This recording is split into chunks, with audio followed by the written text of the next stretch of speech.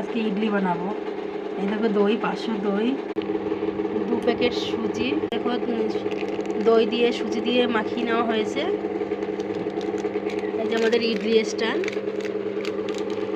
আর দইয়ের আর সুজির মিশ্রণের ভিতরে এই ইনোটা দিয়ে দেবো। চাটনির জন্য নারকেল কুড়াই নেবো, নারকেলের চাটনি করব। বন্ধুরা দেখো নারকেলটা কুড়াই নিই, তারপর আসছি। চলো বেটার এবার দিয়ে দিই। এই যে দেখো বেটার।